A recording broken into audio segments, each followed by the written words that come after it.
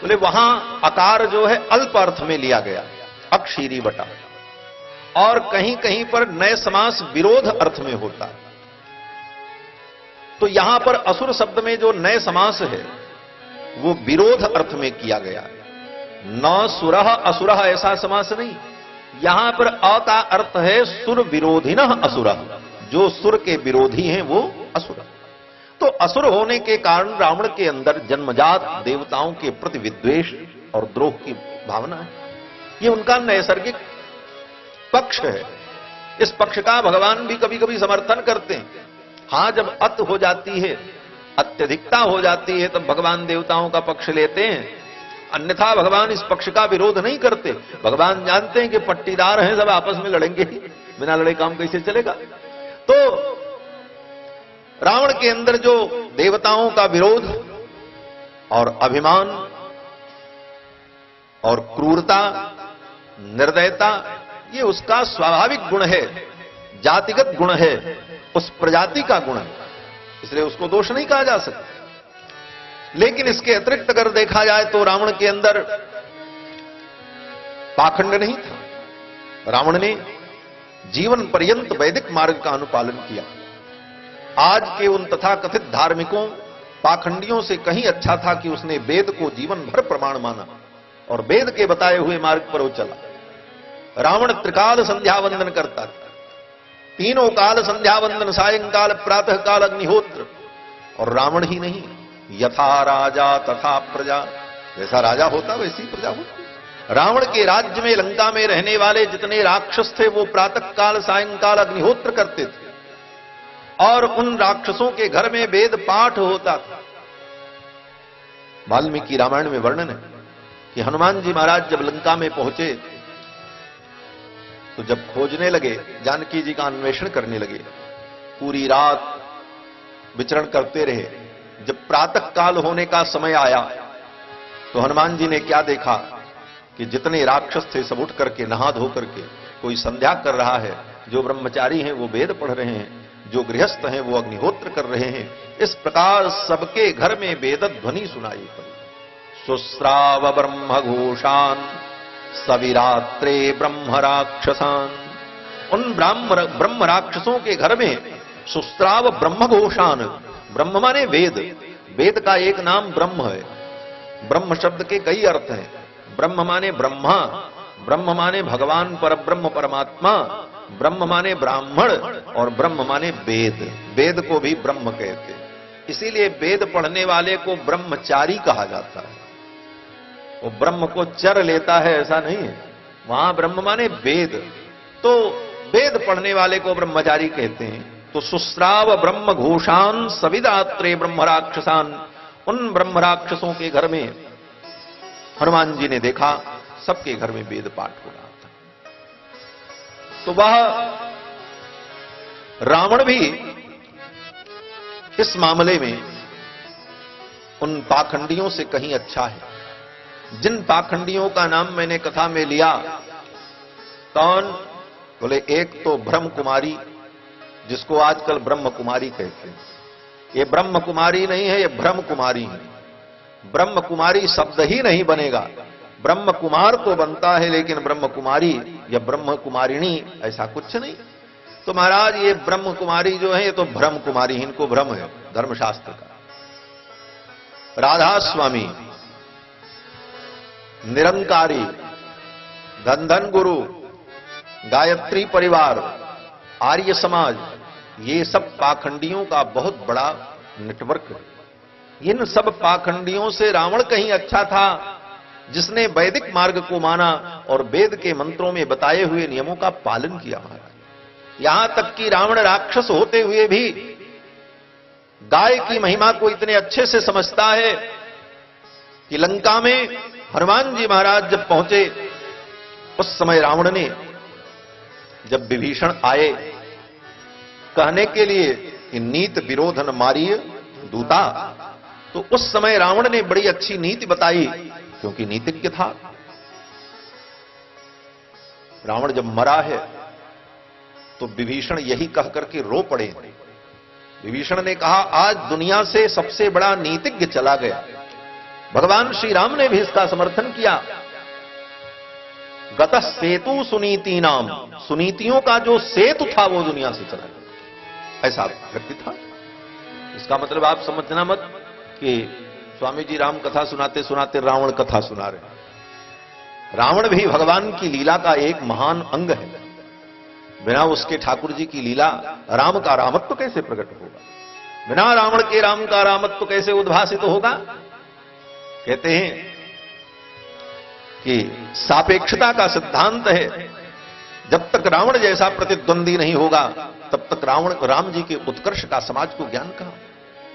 और जिसके लिए भगवान को अपना वैकुंठ छोड़कर धरामंडल पर आना पड़े, जिसके लिए भगवान को अवतार लेना पड़े, वो साधारण नहीं।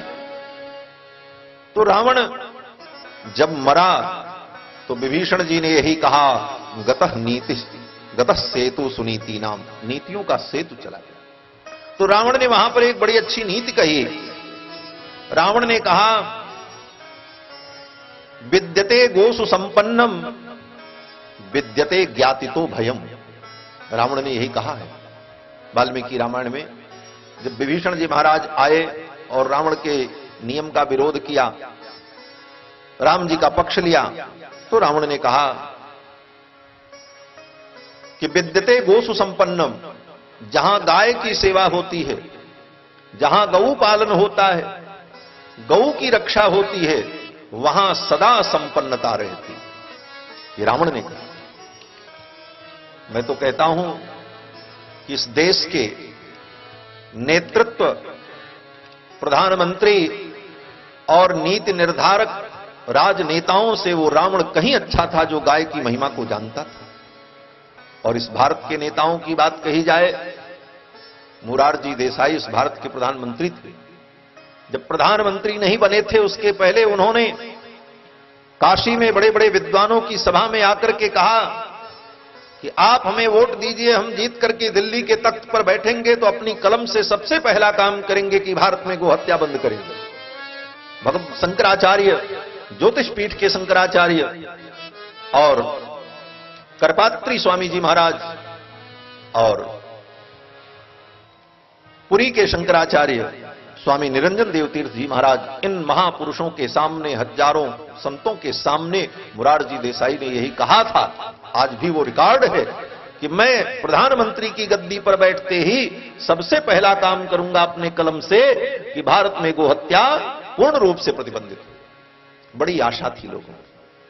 लेकिन जब प्रधानमंत्री की गद्दी उनको मिल गई और उस गद्दी पर जाने के बाद जब गोहत्या का कानून नहीं बना तो संत लोग उनसे मिलने गए।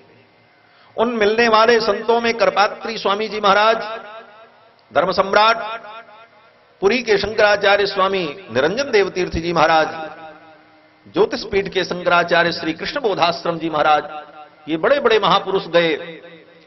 और इनका प्रतिनिधि मंडल जब मिलने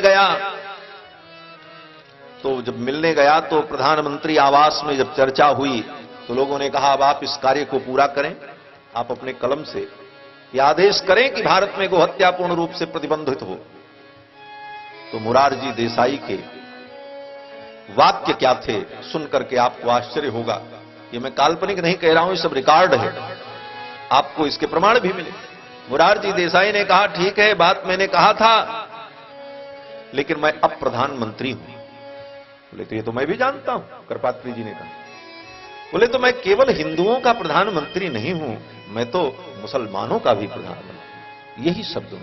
भाई प्रधानमंत्री आप सबके हो, अच्छी बात है, लेकिन इसका मतलब ये नहीं है कि आप उस गद्दी पर बैठने के बाद न्याय न करो।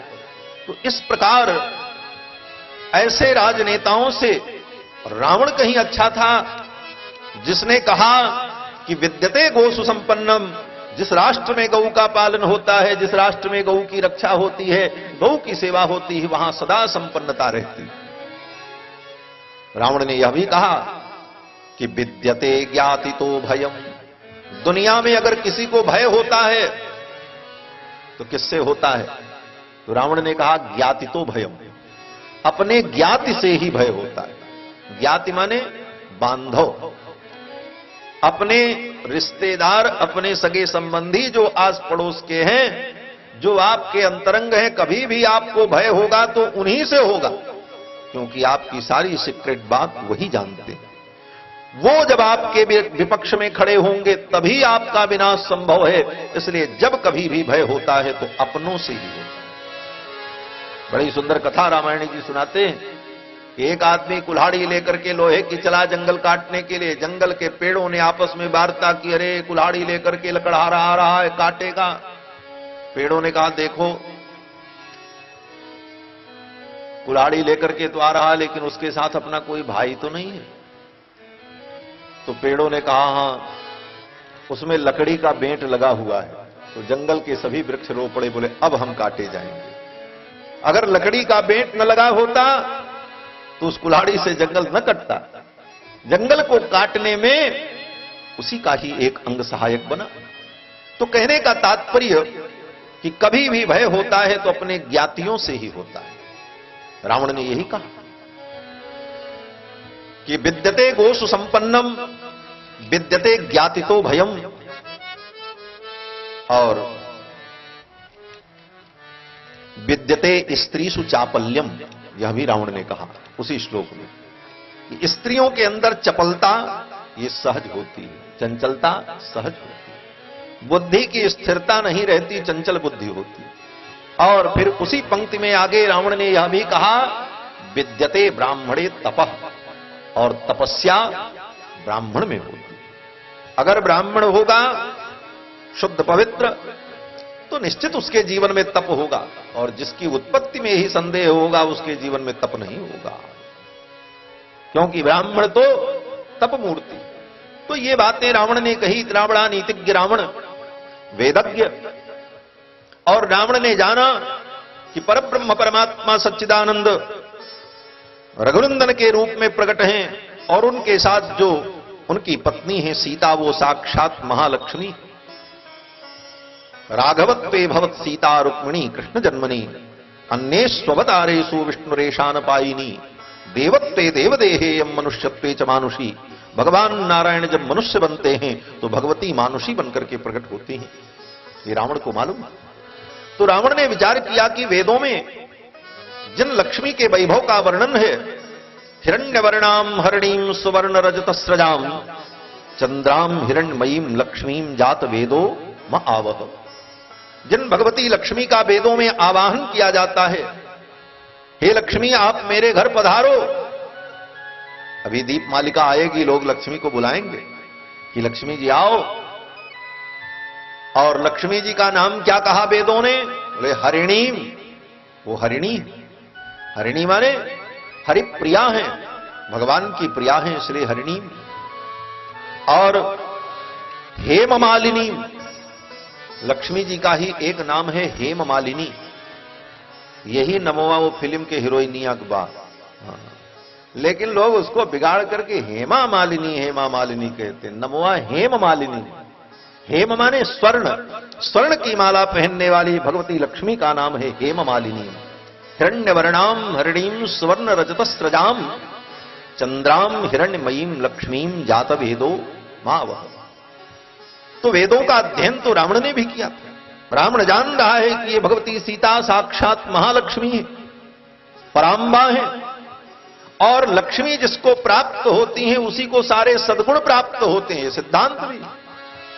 कितनों बड़े आप विद्वान हो, ज्ञानी हो, बुद्धिमान बने रहो, और रुपया पैसा नहीं है, फटक चंद गिरधारी, न लोटा न थारी, तो कोई नहीं पूछेगा, सब धरे रहो अपने विद्या। अगर धन है, आचार्य भर्तृहरि कहते हैं कि यस्यास्ति वित्तम स नरः कुलीनः, जिसके पास वित्त है वही कुलीन होता है। उसके मां बाप की उत्पत्ति और उसके खानदान का दोष कोई नहीं देखता।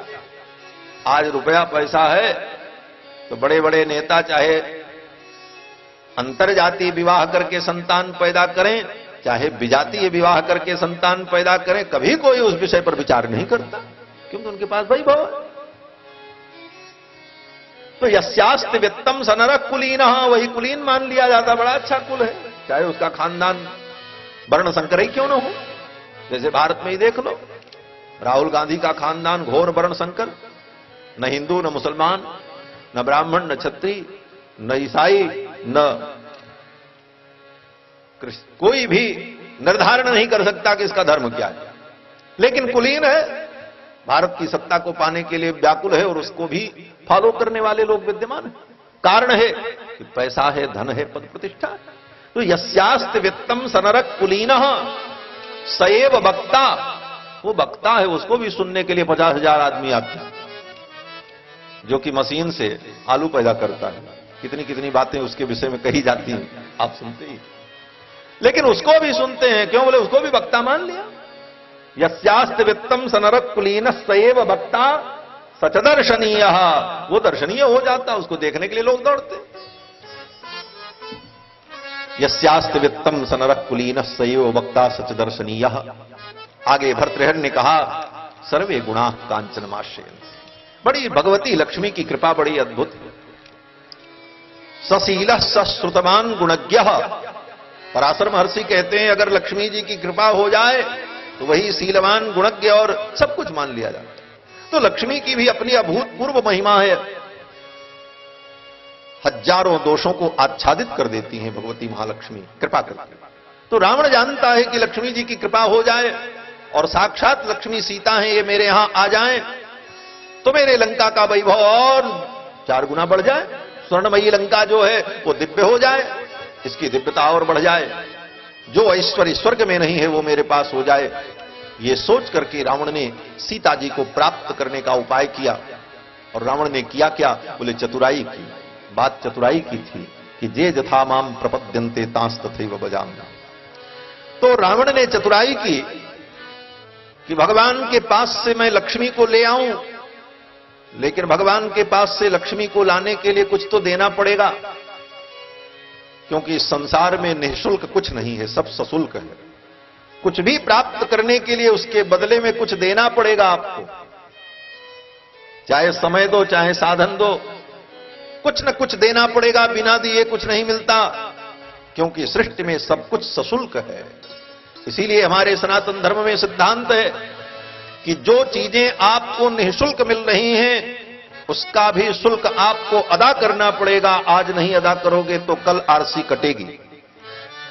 सरकार की किसी संपत्ति का आप उपभोग कर लें, आज भले आप न दें, 10 साल बाद विभाग में एक एक पैसे का हिसाब होकर के कटेगी आरसी, तब कुड़ुक हो जाएगा घर हुए। होता है कि नहीं? उसी प्रकार परमात्मा की बनाई हुई सारी वस्तुएं, सूर्य चंद्रमा पृथ्वी जल वायु, इनका जो हम उपयोग करते हैं इसका भी शुल्क हमको देना पड़ेगा। समय से देते रहो तो थोड़े में निपट जाएगा, नहीं तो ज्यादा होगा तो सूद ब्याज सहित देना पड़ेगा। थोड़े में क्या है? बोले सवेरे उठ करके नहा धो करके सूर्य भगवान को अर्घ दो, ये शुल्क है जो सूर्य अर्घ दिया जाता है कि आपके ताप को हम लेते हैं, आपके प्रकाश को हम लेते हैं, उसके बदले में हम आपको अर्घ देते हैं। ये पूजन, चंद्रमा का पूजन, पृथ्वी का पूजन, वरुण का पूजन, वायु देवता का पूजन, ये सब क्यों है? क्यों? बोले इनका हम उपभोग करते हैं, इसलिए इसका शुल्क हमें देना पड़ेगा, नहीं शुल्क नहीं। यहां तक कि शमशान घाट पर मुर्दा जलाने जाओ तो वहां भी टैक्स देना पड़ता है, मरने के बाद तक शुल्क चुकाना पड़ता है। तो ये प्रकृति का जो हम उपभोग करते हैं इसका भी शुल्क हमें देना चाहिए, और हम नहीं देते, निःशुल्क उपभोग करते हैं तो बाद में यही पाप बनता है। संध्या वंदन नहीं किया, देवताओं का पूजन नहीं किया, शास्त्र ने जो कहा था उन नियमों का पालन नहीं किया, तो मरने के बाद ये सब ब्याज सूद सहित जब चढ़ेगा तो आपसे वसूला जाएगा, लेकिन आप दोगे कहां से? आपके पास तो कुछ है नहीं। बोले तो जब सरकारी पैसा आप गबन करोगे, नहीं दे पाओगे, तब क्या होगा? बोले उठा जेल में डाला जाएगा, तब वही नरक है, तब नरक में जाना पड़ेगा। यही विधान है। तो रावण ने भी विचार किया कि लक्ष्मी जी को मैं प्राप्त करूं तो इसके बदले में उनको क्या दूं? बिना दिए बिना शुल्क के कुछ मिलेगा नहीं, कुछ तो देना ही पड़ेगा। लेकिन कभी कभी लोग सरकार की संपत्ति का उपभोग करने के लिए थोड़ा देकर के ज्यादा जब लेना चाहते हैं, चतुराई करते हैं, बड़ी बड़ी जमीन जायदाद लिखाई, उसको कम बताया, स्टाम्प चोरी की, और बाद में पता चला तो सब लेने के देने पड़ते, सूद ब्याज सहित जाता है। उसी प्रकार रावण ने भी चतुराई की कि साक्षात लक्ष्मी को प्राप्त करने के लिए महालक्ष्मी को प्राप्त करने के लिए मैं भगवान को सोने का मृग भेंट करूं। और रावण ने कांचन मृग तैयार किया माया के द्वारा। मारीच से कहा, मारीच सुंदर माया मृग बन गया और मारीच को लेकर के गया। भगवान जान गए। भगवान ने कहा, ये रावण मुझसे चतुराई कर रहा है। नकली सोने का मृग दे करके असली मृगनयनी सीता को प्राप्त करना चाहता है महालक्ष्मी को।